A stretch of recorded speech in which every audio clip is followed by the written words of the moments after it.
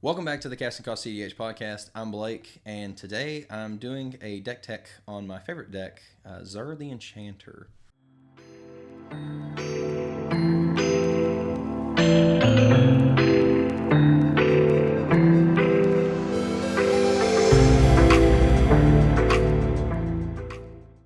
So, for those of y'all that have obviously watched the channel for a while, you know that obviously, I have a weird fascination, I guess, with this commander. I don't know what it is. I am very aware that Zur is not necessarily top tier, meta buster deck. It's Esper. It struggles to have win conditions. It isn't really the fastest thing. He doesn't come down and just have haste and then boom, you get to swing and find your engines. It's slow, it's grindy. There's a lot of fatigue that it causes at tournaments, but I just have a very strong love and I guess relationship to this commander. I got into I got into commander to begin with on this commander. My buddies all jumped from Yu-Gi-Oh! I was playing that, and after I tournament grinded that for a while, I eventually became a judge there. All my buddies quit playing, jumped to Magic, and they kept telling me about this thing, Commander, and so I wasn't sure what to build. I found a video from Mitch at the Commander's Quarters and the Professor, and ended up finding Zur, and I remember them just saying if you want to play something that's going to make you lose your friends, then this is the commander for you, and it was like $10. So I built the deck. This is the actual version of Zur that I had, and then this is just a fun little cool card that my wife got me that has both of us on it.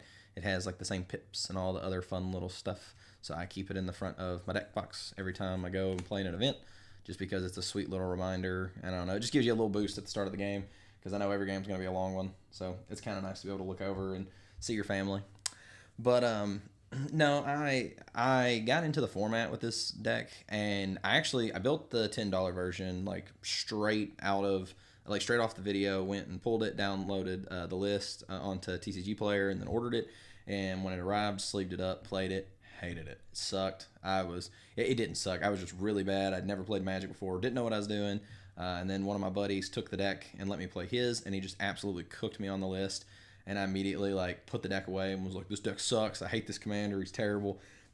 And then way down the road, I started playing around with some other cards in it, throwing some stuff in, making some swaps, yada yada yada. And then eventually I found Play to Win, and that is how I actually found cEDH to begin with. So then I started realizing oh, okay, some of these things I'm adding are good cEDH cards. So I started talking to my friends, and they were like, hey, this is getting a little too good. You can't really play this at the power level we're playing it at. So then I started hunting for cEDH groups that I could play this specific deck with. And eventually I found a group, and then the rest is history. But I made a goal at the start of this year, when me and Chase made our very first video for the podcast, that I wanted to take this deck to an event and top 16 with it at a 60 plus player event. And I remember my very first event of the year with it, I think I completely scrubbed out. I went 0-5, did terrible, or maybe in my the last event that I played in last year, did terrible. Next event I went 4-1, or 0-4-1. Next event I went I think it was pool priority. I went 1-2-2. So I slowly better record every single time, just getting better. And then I finally managed to top 16 an event with this deck. It was 16th, but I was very happy to finally accomplish my goal. So now obviously I have the goal of top fouring, even winning eventually with this deck. But this deck's been through a lot of workshopping this year. Specifically, I've done some coaching sessions with Ian over at Comedian MTG. I've done some coaching sessions with Logan over at Critical EDH, which, if you're not already, like and subscribe and join our Patreon so that you can get access to Critical's League, because that was another huge resource for me, was getting a lot of reps in with this deck in the league against really good players. I highly encourage that you play against people that are better than you, because I think that it's going to be the most useful tool to actually make you better at this game. But I just wanted to cover the deck. It's probably going to be a short video. I mean, obviously this isn't a combo heavy deck. You're not doing crazy storm off turns. You're typically just Thassa's Oracle, Demonic Consultation. Did I get there? Awesome. Maybe have a silence effect as protection. But this deck is a grind. I started it out as a tempo list, and the list that I'd found was Evil Xander, which I think is, I'll plug it up on there, but I think now it's Grandma Xander. But regardless, Xander, like, huge help for me with this deck. It goes by Fizzle on Discord. I saw where he was doing really well with the Zur list, reached out to him, put his tempo list together, loved it, started making a couple of changes and edits to my list, and then eventually just started taking that to tournaments and just doing better and better and better. Was constantly picking his brain, and he's been like a huge help there. Love the dude. He's like just been a big help for me. And then, like I said, also doing some coaching and stuff with Ian, making a couple of swaps, helping me goldfish and know how to like look at the deck, look at my hand, figure out like what does the hand do. And then shout out to Logan again. He helped me shift from completely tempo, I guess, into a slightly more control version of the list.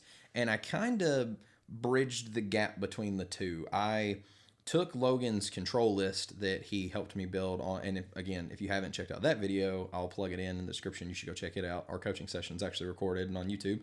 And then on the other end, I took Xander's tempo list, and I kind of like merged the two together. I put in a couple of cards that I felt were good for me, and then I took out I took a couple of cards that I felt were for the control, a couple that were good for the tempo, kind of meshed them together, and then that's basically what this is. So just diving into the list, which the name of it is I'm on Necropotence, you should still swing at Blue Farm. The number of times that people see Zur and they just immediately assume Necropotence. Like, I definitely understand why, but Esper is not a turbo shell or turbo colors. Like, I can understand if he was Grixis and people were very worried about you just, like, Necro combo off. Like, totally makes sense.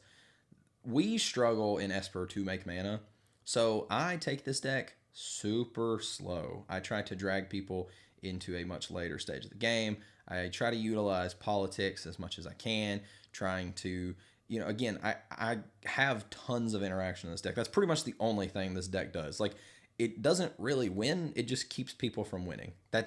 I used to end up with like a ton of draws, and now I try to like find at least a window in the game to push.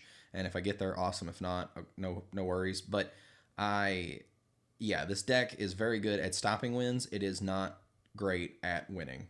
So I've slowly tried to find ways to make the pivot plan a little bit easier. But for the most part, we are using like the Freedom Waffle typical like no bad cards. Just try to like find a Rhystic, clone a Rhystic, extra Rhystic studies, whatever we need to do, and then just set back and draw as many cards as possible until we find our window. But yeah, diving into the list. So for those of you that don't know what Zur does, so Zur is 1 and then Esper. He's a 1/4 with flying. And then it says whenever he attacks, you may search your library for an enchantment card with mana value 3 or less, put it onto the battlefield, then shuffle. So things to note with that. Again, any enchantment, mana value 3 or less, it goes straight to the battlefield, skips the stack. It is not cast, so they cannot counter it. They cannot, decide, oh, well, hang on, I want to do, like, once the attack trigger has resolved, it, like, you are searching your deck and the enchantment is coming out.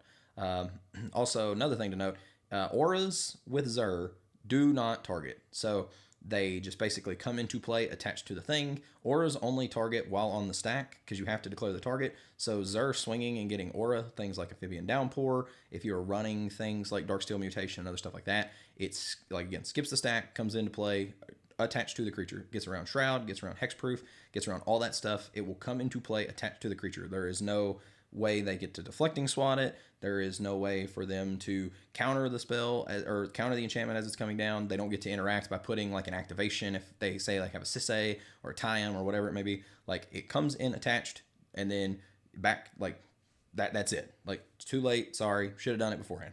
Another thing to note, it is an attack trigger. It is not a damage trigger. So if you want to play that version, not great, but if you want to just buff Zur and like do Voltron, I would not advise it, but you can.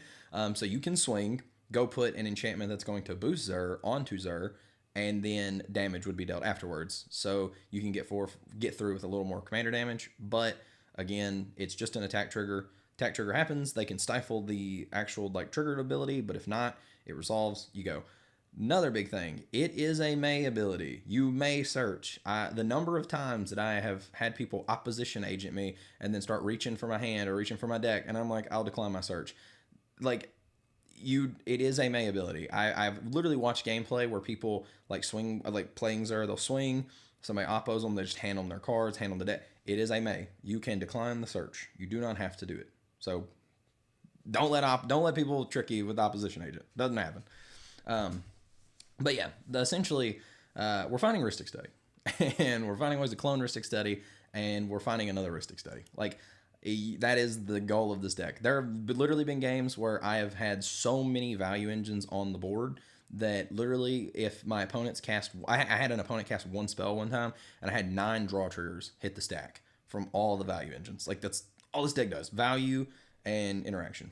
But again, notable creatures, we've got things like Archivist, things like Esper, Fairy Mastermind, stuff like that as like your, I don't want to say like, they're not the best draw engines in the deck, but they're still useful. Like, there have been times where Archivist of Ogma has been clutch whenever I mull like super low, and then everybody kept like fetch lands, and you're just able to like kind of get back in the game. Fairy Mastermind being like an alternative win condition. Things like Delny doubling up Zur triggers, because it will double up Zur. It doubles up a lot of other things in the deck as well. Tataru Taru is kind of like a baby smothering tide. Same thing, Lotho. They're really good. We get to run all the best silence effects. Things like Grand Abolisher, Ranger Captain, Voice of Victory. All fantastic. And then you're probably like looking at this thing, Children of Corliss. Essentially what this is just like 1 white mana, see however many cards you just saw with Necropotence, like times 2. So you can pay the life with Necropotence and then just like crack this, gain all that life back, and if you want to do it again, you can. You can wait if you don't want to just like immediately pump again. But super funny and very good card. I actually slotted it and the High Fae Trickster in as I was going to the tournament. The Children of Corliss came up in like just a fun game. Like, I actually won my game really early, which is rare in Esper. That does not happen very often. And then we just played like a for funsies game, and I kept a thing that was just like early Zur with the children, and I went and like necroed for like 70 cards. Problem is, again, we're in Esper, and I didn't have the mana to win the game because I ran out of mana. They literally choked me up on the mana, and I just couldn't do it, even with 70 cards. So if you're playing this deck, I know it's very tempting to just turbo necro. Please do not do it. Rhystic Study is so good. I feel like cards like Necropotence incentivize people to jam because they just saw you sculpt a good hand. So they're like, oh, I gotta go or I'm gonna lose. Rhystic Study disincentivizes the jam. People go, I need to remove that before I combo off because it's gonna feed them cards. So I honestly just prefer to get the Rhystic Study and slow roll it. But if you want to go turbo, the Children of Corliss is a great thing to do. The times where I normally will go a little bit faster and like get necro, and then especially if I have children, crack it, and then I won't typically double pay. I'll just pay like say 35, and then I'm gonna crack children. I'm just gonna hang out with like my life total back, and I'm gonna grab all the stuff that I in my instep and kind of sculpt a good hand. I typically will do that against like hard stacks. Other than that, I'm not going fast. Even like turbo decks, I'm keeping interaction, and then the tempo decks, I'm just going to try and out tempo them because this does have a tempo plan plus control. So I try to play the tempo plan with them, and then also have my control pieces to like stop the win, and then eventually I will out tempo the tempo deck. That's the goal. And then yeah, opposition agent, just really good. I mean, it's essentially just stealing a tutor. It disincentivizes a couple of the decks that are really good, like Magda, stops like Sisay, things like that, and then OBM is just really good. Sorceries, I'm actually a little bit high on my sorcery count compared to a lot of like other decks, like as far as like other Zur decks. Demonic Tutor, Universal Tutor, it finds Rhystic Study. Imperial Seal, most of the time it finds Rhystic Study. Meme Bet is like an alternative win condition in the deck because our only win con, like I said, like Fairy Mastermind is kind of an alternative win con. Thassa's is essentially the win con. Like, it is the win con in the deck. Is the only win con. Meme Bet is like, I basically in this deck can win with Thassa's Oracle Demonic Consultation, or I can win with your Thassa's Oracle Demonic Consultation, or a combination of the two. But that's essentially it. Around Praetor's Grasp, same thing. If my Thassa disappears, this is just a way for me to get Thassa's back. Most of the time, if I'm Praetor's grasping you, just know I'm getting Grand Abolisher. And I run Deluge. It is a control list. The creature decks are kind of out of control right now, so it's just there. I'm not gonna lie, I don't really like the sorcery speed aspect of it. I wish that I could find something that was more instant speed that's not Cyclonic Rift, because I'm never gonna make that much mana in this deck typically. But Deluge being sorcery speed, it kind of sucks because a lot of times you're committing your whole like turn to killing the problems and then passing, opening the window for the next person, and you've already went down in mana. So it was almost like you didn't really push, but you went down in mana and helped everybody else out. I would rather just have like instant speed with things. So I'm kind of on the fence about Deluge, but every time I cut it, there comes an instance where I just need it, so I just keep it in the list. And then Yawgmoth's Will. This is like diet Underworld Breach, I guess. It just, sometimes you get stopped and you just need to go again. Like sometimes your Thassa's Oracle dies and it's gone and it's just in the graveyard, and then you're like, I need to do this again. So, yeah. And then instance, super high instance package. I am on a ton of interaction in this deck. Again, Angel's Grace, fantastic card. This card is really good at forcing a draw in like a total pinch. It used to be in here mainly for things like Ad Naz, because it plus Naz means I just pick up my whole deck. I cut Naz. I'm actually thinking I'm probably going to go back on Ad Nauseam. I'm not going to lie. I know it. I'll explain that later once I get to the actual like other stuff. But yeah, Angel's Grace, really good card. Like I said, it stops Thoracle Winds. It just allows me to basically like an automatic, no, like this spell will resolve. We're just going to let the game continue to go on longer. Offer You Can't Refuse, fantastic. Most of the time people are using as ritual. That's basically what I'm doing a lot of the times, because again, we don't make mana.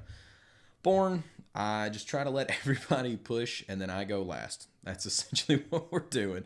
Ways to make mana, again, more interaction chain. That's literally just to help me like make more mana. A lot of times I'm just using it for me. Commandeer, fantastic. Finding those, like taking your opponent's early Rhystics. Dark Ret, Dimcon is part of a win con. Dispel, Enlighten Tutor, again, Rhystic Study. Fierce Guardianship, just put this back in. I had cut it, wasn't casting Zur a lot, finding myself casting it a lot more. I kind of liked it. It actually came in handy over in the tournament, so I'm keeping it in. Flusterstorm, another fantastic card. Again, Force of Negation, Force of Will, all the good stuff. Mental Misstep, Mind Break Trap, Misdirection, Pact of Negation. Sink into Stupor has been really clutch because you can Mystical Tutor and hit your land drop if you absolutely needed to. I saw somebody do that and I was like, that's so big brain. Just silly. But yeah, Sink into Stupor, being able to get around like uncounterable stuff, really good. Swan Song. And then again, more interactive stuff. Into the Flood Maw. Again, technically, if you wanted to, the Chain of Vapor. Things like the Path to Exile, Swords to Plowshare. Also running Trickbind because Matt Hayes. This is the reason I'm running this card. Really funny, and it actually would have been relevant in a game that I had right before the event where I played with Matt and Kellen and Chase. So if you haven't watched that, go watch that gameplay because the stack battle on that gets insane. But yeah, Trickbind. So I threw it in, and it actually did come up. It's really fun. I like the card, so I'm keeping it in. And then obviously Tainted Pack, same thing. It is just part of my win condition. And then Vampiric Tutor. It is a Rhystic Study. Artifacts, super simple artifact package. Got the Signets, Chrome Mox, all the fast stuff, basically, like Soul Ring, Mopal, Mox Diamond. Talisman of Progress is a card that I actually had just put back in, same thing, before the tournament, and it was really relevant because it led to quite a few turn 2 Zers. I personally like this Talisman over like the blue-black, the Talisman of Dominance, because most of my early value is going to be like Esper Sentinel, Fish, things like that. So this gives me the opportunity to like early ramp. So like, let's say I play like Ancient Tomb into a Talisman, turn it sideways, Fish. Okay, now I've got a ton of mana, well, not a ton of mana, but a ton of mana for me in Esper to be able to start paying for this Fish over multiple turns. And I was able to ramp a little bit. Same thing with like all the other 2 mana rocks, the Felwar, the Arcane Signet, that kind of stuff. But also, like, again, I can turn it sideways and make it an Esper Sentinel. I'm not normally needing the Black Pip early. So there was a game that I had where it was like turn 1, again, I just couldn't find a keepable hand. It was like my very first game of the day. Turn 1, land, Mana Vault. Turn 2, land, tap the mana vault for 2 into the talisman, cast Zur with all the remaining mana that I had floating around, and then Tim, Gold Sabertooth, just proceeded to cook me on Rocco turn 2. So it is what it is. But yeah, I was kind of hoping Blue Farm would have answers. They didn't. That's my fault. I should have stuck to my role of the control deck. Wishclaw Talisman, fantastic card. Obviously, not getting cut. Also, I'll explain that comment in a second. Manifold Key and the One Ring, that was a suggestion by Logan, and it actually has been pretty nice. It was nice, but I don't know. I'm kind of thinking about switching this up at some point. Being a slower deck, I think that the One Ring is fine because we're taking the game late. But I've noticed that even with this, like, I get outvalued when I commit to One Ring plans because I'm untapping it like once, maybe twice a turn. All these other decks get to just like abuse the hell out of this thing. They get Crop Rot from Manamo to untap the One Ring. They got Seedborn Muse to untap the One Ring. They also have the keys to untap the One Ring. They're drawing so many cards, and I'm just getting left in the dust every time I keep the One Ring start. So I'm probably going to cut Manifold Key, the One Ring, and probably Manamo and put in like some other land. And I'll explain what those swaps will be pretty soon. And then Imposter Mech. It's pretty good. It's the final Bowmaster. Sometimes it's really nice. It just becomes like a Lotho. There's pluses to it, so I really like this card. I think it's really good. And then the Enchantment package. Those are sweet. So I tested Amphibian Downpour a while back, and I wasn't really high on the card. And then Tim, Gold Sabertooth, he played it in Marnius, and I was like, oh wow, that's pretty good. Like, you know, I remember playing that card a while back. Let me put that back in the list.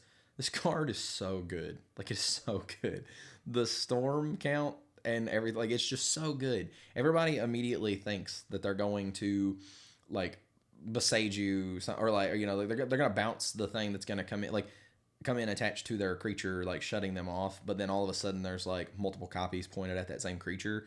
It's just so good. I love it. And then again, it's an aura, so if I swing with Zur and I put it into play, it's immediately attached to the creature. It gets past Shroud, Hexproof, all that stuff. Just shuts the creature off. You are now a 1/1 frog. Like, cool. So I love this card. Copy Artifact, fantastic off of Zur swing. So both of these cards were super clutch in 2 of my games. So Amphibian Downpour in one of my games, I was against a Stellally, a Kennen, and a Vivi.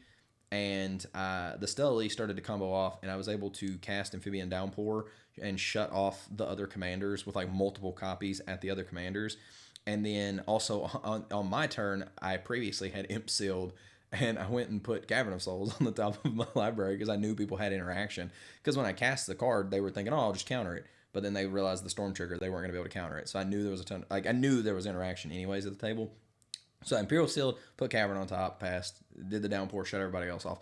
Comes back to my turn, and I drew the Cavern, played the Cavern, Uncounterable Voice of Victory, and then it was, I think it was like Cabal Writ into, Wishclaw, go get the Thoracle, and I had Demonic Consultation, just win the game. Super helpful. Copy Artifact, super nice. One of my opponents had Wishclaw Talisman, and I oppoed it, took their tutor, went and got Tainted Pact, and then on my turn, I swung with Zur, brought the Copy Artifact into play as a Wishclaw Talisman, got to do my other search, and then it was Grand Abolsher, Thassa, Tainted Pact, GG, good game. Copy Enchantment, swing, copy Rhystic, Mirror Maid, copies Wishclaw Talisman, and copies Rhystic. Fish, it's very good. Necropotence, it's very good, but again, I'm pivoting away from the Necro plan until, as much as I can, unless I just absolutely have to go fast, but it is nice to sometimes have that option. I actually cut Necropotence completely from the list, which is probably, blasphemous for a Zur deck, but I just think that the card's fantastic, but it's too tempting to swing and go get it. I had to cut it to break myself of that play pattern. I cut it completely from the list. I would immediately sit down and be like, and the name of the deck, believe it or not, at first was, I'm not on Necropotence, you should swing at Blue Farm. And then once I added it back, I just renamed the deck. It's like, I'm on Necropotence. You should still swing it blue form. Because so many people will ask me, are you on Necropotence in Zur? Which, like, yes, I'm on Necropotence. But I will literally tell them, it's like, listen, I will make the deal with you. I will never swing this game and get Necro. Like, I will not do it if it means you will actually hit the deck that's truly going to use the life total. Like, I don't hardly ever get Necropotence, and it drives me nuts when people just like they'll tunnel in on Zur rather than blue farm, and then blue farm will just cast Nas and then combo off. I'm literally there at the table to help you stop the blue farm, and I'm not always good at that. I'm not gonna lie. Like, blue farm's card quality is just so freaking good.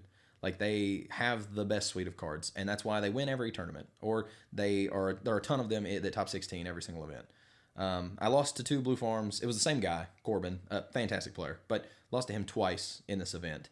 One game, I was like doing the best I could to politic. He was doing a really good job deflecting stuff at me, which was like, I mean, it's what you should do, but he was deflecting. I was able to be like, hey, no, he is the threat. Let's make that very clear. And then he started to push. We did everything we could to stop it. We just weren't able to. He draws the better cards. It just is what it is. But then in our top 16 game, I had what I thought was a fantastic start. I literally started, it was like turn 1 Fish, turn 2 Lotho. That's friggin' awesome in Esper. I was like, dude, hell yeah, we're cooking. Corbin starts turn 1 Rhystic, turn 2 Smothering Tithe. And I was like, oh, okay, I'm basically Blue Farm's little brother. So he big brothered me in that game. And I was telling everybody, I had like the diet Blue Farm start. So it is what it is. Like, it sucks, but it was fine. And then he turned 3 Grand Abolisher, protected, wins the game.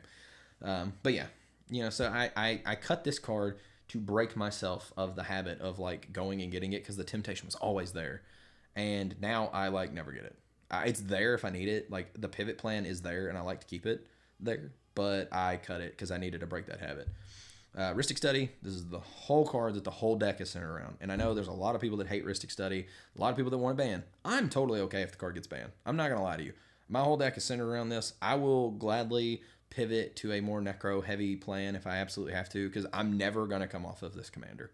It's just not going to happen. This will be a deck that it will always be together for me, no matter what. They're always going to be printing new enchantments. I'm always cool to see what new tools he gets. He's slow. It is what it is. I love him. Like, he's literally my favorite commander. I'm never going to just stop playing I'm never going to stop playing Zur. It's just not going to happen. So if you ever see me in an event, just know I'm probably playing this deck. And it'll be 10 years from now, I'm probably still playing this deck. Every time I put the deck down and I pick something else up, I literally think to myself after like a couple of games, I was like, damn, I wish this was Zur. And I know people, like, they're probably thinking to themselves, like, well, it doesn't combo. It doesn't do anything really. Like, why? Why are you so drawn to this deck? I don't know if y'all, I mean, we do a podcast. I like to talk. Like, I don't stop yapping. Chase knows this. I don't shut up. So I just like to yap. Like, that just is what it is. And this deck gives me full reign to do that. Like, I just get to basically yap and yap and yap and yap. And it's fun. I don't know. Like, now obviously I know like when to draw the line, but I love it. Like, the deck is so fun. It's my baby. I'm never going to take it apart. But even if Rhystic gets banned, we'll find a way. We'll pivot. We'll do what we got to do. But yeah, this is literally the card that the whole deck is centered around. Find this card, get it down early, or get some copy of another person's down early. Whatever you got to do. Smothering Tithe, fantastic. Why would you not play it? Steel Enchantment. At one point, I thought about cutting this card because it can start premature fights over stuff that's like, because like it's kind of easy to, it's a lot easier to convince a player to be like, let's both have a Rhystic Study. It's a lot harder to be like, let me have your Rhystic Study. But the fun fact about this card is it is an aura. It's an enchantment, which basically means an enchantment aura. So when you swing with Zur and it comes into play, the enchantment is yours. It comes into play attached to the thing. It's yours. So again, if your opponent has a Necropotence and they haven't paid a ton of life into it, this comes down attached to it. There is no priority window. You don't get to be like, oh, before. No, like, it's yours. It's mine. Same thing with the Rhystic Study. Mine. Same thing with the Smothering Tithe. It's mine. Fantastic. This card is not an aura. It does have an ETB, so they can respond to this ETB. But still, it is not like this. This card's not bad. Like I personally like Touch the Spirit Realm just because I like the channel abilities. The number of times that like the channel ability has like saved me in a game is just great. I'm already on like swords and path and everything else, so like 2 mana to just shut stuff off, it's fine. It does suck that it doesn't hit enchantments, but I'm still okay with that. Like it's a fantastic card. I love it, so I keep it. And then we just run 27 lands, 28 including MDFCs. I used to be on 29, like just straight up 29. I wasn't on Sinking Stupor. And then Logan actually helped me rework my land package, and I was able to get it to where I felt like it should be. I thought about putting in City of Traders, so that might be something that I test out. I might just cut Manamo, cut the One Ring, cut that whole package, put in City of Traders, and just see how that does me. But still, I mean, the deck is a lot of fun. Like, again, Ancient Tomb, Cavern, like just the utility lands. Like I said, Ancient Tomb, Cavern, Emergent Zone. This card is so good. Oh my god. Like, the moment it comes down, you don't have to worry about pushing at that point. You just get to set back. You literally get to be like, for 1 colorless mana, I can now go at flash speed. So you just, and they can't counter it. They can stifle it, but they can't counter it. So you basically just, at that point, it comes down, and you just get to be like, oh, I can breathe, and then you're good. So, fantastic. I guess if you count Cavern and the other stuff as like utility lands, then yes. But a lot of people have been cutting Cavern, so like, but I am on Cavern because I can't make mana in this deck. So, Cavern. Yeah. And then Manamo, again, probably gonna cut it. It's probably coming out. It's been nice, like just, but I've been playing this deck. I just want to like make that clear. I've been playing this deck for a very long time. Very rarely, if ever, do I see this plus One Ring at the same time. Like if you're seeing both of them, you either just drew nutty hand, or you already have so many cards in your hand that you're just gonna like win the game anyway. So it's kind of just not even worth it to have it at that point. Like I just kind of think it's like whatever. If I could crop rot and find it, absolutely, I think that makes total sense. But yeah. So I'm probably gonna cut it. Otawara, very rarely do I ever get to resolve an Otawara because again, I don't make enough mana to be able to do this stuff. But it has saved me a couple of times, so it stays in. And then we just run all the best, all the good fetches. We run all the fetches that we can. Run the 3 duels that we can. The Underground Sea, Tundra, and the Scrubland. And then we run the Shock lands that we can. And we run the two opponent lands that we can. And then we run the other stuff that says, like, hey, you're going to take an ouchie, like City of Brass, Mana Confluence, that sort of stuff. We run, obviously, like Command Tower, Exotic Orchard. Used to be on Spire of Industry. I'm not on Starting Town. This deck does not go fast. I think Starting Town sucks. Fight me. I don't care. But it is what it is. But, yeah, that's essentially the deck. And I know that probably, wasn't like super, like, woo, wow, that's crazy. Look at all the combo potential. But, like, the deck is just so fun. If you like playing Control, I literally think that you should pick this commander up. Like, it's just such a fun deck. And even if you don't want to play Control, there's other builds for it. I've seen people run, like, Reanimator decks with it. I've seen, I've got some buddies, Mr. Loverwoo, shout out Ben. He plays, like, Turbo Necro, Reanimator, Zur, loves that version of the deck. There's other people like Dan who play, like, he's made the Power Artifact build really popular. So you play, like, Power Artifact and Dimensional Infiltrator and stuff like that. And you're just trying to make, like, infinite mana and, like, just exile everybody's decks, or you're doing, like, Walking Ballista or, like, Staff, things like that. People that are doing, like, Wallbreaker horror loops. Back in, like, the Shimmer days, people were doing, like, Aether Flux Reservoir, Manual Storm. So, I mean, there's so many different ways to play this deck. And then, like I said, Xander is just playing, like, hard tempo. Like, that's the whole way he plays the deck, and it's really damn good. Like, I still have a version of that list put together. That way I wouldn't forget it. It's got a primer and everything attached to it, but I just wanted to, like, go ahead and make the edits and the changes. And Logan told me he asked me to play a lot of different things. Like, I was testing out, like, Out of Time, testing out, oh my gosh, Counterbalance. I was doing the One Ring Key Tex. I was doing like just all sorts of different cards, and I tried some stuff out. Um, I think what I'm going to end up doing, I really like the Phyrexian Unlife and the Ad Nauseam combo in Zur.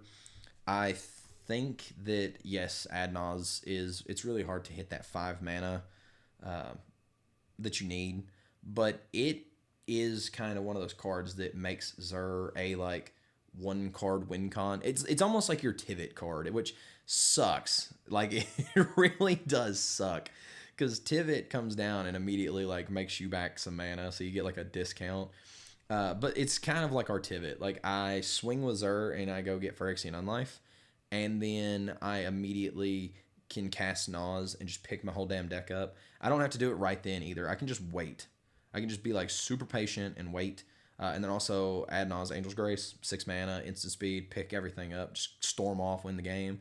Um, but also, I've also kind of thought about just saying like, hey, let me cut these and instead put in the City of Traders, like I was talking about for Manamo, and then potentially put in. I know this is gonna sound crazy, but put in like what is it? I can't remember. Lightning Greaves, Swiftfoot Boots. I don't remember which one. The one that is equipped 0. I forget which one. I think it's Greaves. And then Lava Spur Boots, which is 1 mana to equip, and it gives the creature haste and like ward 1.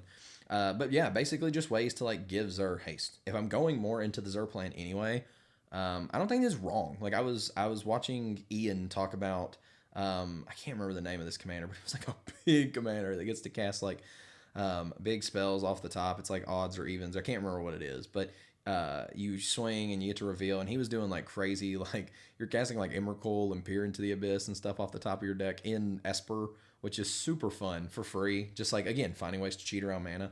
And he ran. I think he ran Greaves and Lava Spur Boots. I'm not 100% sure, but he did run Greaves. I'm pretty sure. And he was like, if you're playing a commander that needs to attack, you should be running these cards. Me and Chase talked forever ago, and like they do suck. Like I'm not gonna lie, they're not great. They're not great card quality, but they do synergize with what my deck wants to do. And having to wait a turn cycle to get my Rhystic Study when I could just immediately have my Rhystic Study, that's the plan I'm going with anyway. Like a lot of people don't play them because they want to cast Zur, wait a turn cycle, swing with Zur, Necropotence comes down, pay all your life, and then you have all your mana untapped. So but like it wouldn't make sense to swing immediately Necropotence. You have no mana, go into your instep, try to combo. You're not going to do it. So a lot of people have not played those cards. I'm okay with like trying them out. I know that sounds crazy, but I think I might do it. Just to see what happens. I mean, I've been playing this deck for so long that like if I don't like a card, it'll easily come out. I'm not attached to anything besides the commander. The commander will not change. All the cards in the deck, I don't give a shit. They could all get banned. We'll find a way. So it just is what it is. And then yeah, that's essentially the deck. And again, it's just something that I like. I really love this deck. It makes me happy. So I just like talking about it. I don't know. I know that probably seems a little bit silly. I'm talking about a deck that's not really like tier 1. I don't think a lot of people are just going to magically be like, oh, let me go pick up Zur. But that's not necessarily like the point of it. We have a huge community in the Zur Discord. A lot of us, like, we call it the Zerver. But we love the commander. And so we're dedicated to like trying to make it good again. And I hope that eventually one day it can be like the best Esper deck. But again, I'm partial. Like again, I love the commander. I love it. I'm gonna keep playing it. If you see me at one of your LGSs or anything like that, you can probably bet that I am playing this deck. It's just again, it's fun. I love it. And then one of the cool things, like the event was free, so there wasn't like a ton of prizing or anything like that as far as like huge amounts of store credit or anything like that. But it was just cool. Like they still gave out prize support, which was awesome. So I got like $20 of store credit. So it just picked me up a nice little like full Necropotence, which was really cool. But yeah, I had a good time. The whole event was like fantastic. It was really nice. Met a lot of really awesome people. Got to meet Gold Sabertooth. That was really fun. Met some people that were fans of the podcast, which was really cool. And just got to play a shit ton of Magic. And then afterwards got to go and hang out with a lot of people. Like I love playing Magic, but my favorite part is the gathering, like the getting around people. And I think that's one of the reasons why I love this deck so much, is because it allows me to be around people while in the game. Like, I'm not playing my deck. Like, we talked to Zach Adler about that. Like, I feel like there's a difference between playing like cEDH and like playing cEDH. A lot of people will play decks like Atali or Rao or whatever, and like, you're playing cEDH, but like, you're essentially playing Atali or you're playing Rao. Like, you're playing the deck, and then it's everybody else's job to stop you. You're playing solitaire. This deck does the stopping, so I now I get to see and talk and interact with everybody at the table and strategize and like figure out what I need to do and how I fit into helping and when I should do something and when I should not do something. And I think that that's stuff that I've really been happy to do. And I just love the Esper like shell, and I've gotten very comfortable with the Esper shell. But I think that one of the things is I've gotten a little too comfortable with the Esper shell. So I was talking to Zach Adler, and which again, you haven't watched him, Bite Size MTG, go watch it. But yeah, I just decided that what I want to do is I want to take a little break from Zur. It's not because I want to. I just think I need to grow as a Magic player. And I'm essentially going to pick up the polar opposite of Esper, which is Grixis, which is really funny considering they share two of the same colors. But swapping white for red as just like, it makes it the polar opposite. So rather than like be slow, I'm gonna pick up a turbo deck. I'm probably gonna play Rogsai for a bit just to play it, try to get a little bit better at Grixis, finding windows, pushing, and then ultimately I'm gonna come back to this deck. Again, it's always gonna be together. And then my goal will, now that I've top 16 to big event, is going to be to top 4 big event, and so we'll just see if we can do it. But that's essentially the deck. I just wanted to go over it. I love talking about it. Yeah, and if you have any questions, obviously, like, comment on the video, like, ask anything. I will love to talk about it.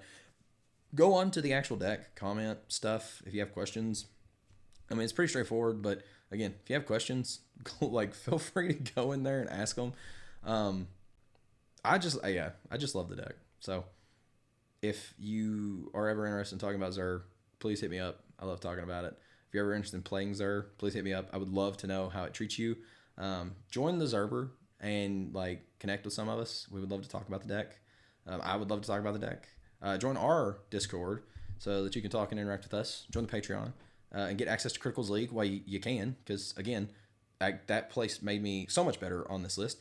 And go reach out and talk to some of the guys at Critical. Like, they offer coaching. They're awesome. They have been super helpful to us, and I want to obviously promote them as much as I can because they've helped promote us. So yeah, just go do those things. And then do the typical housekeeping shit. You know, like, subscribe, comment, all that stuff. And as always, go play some cEDH.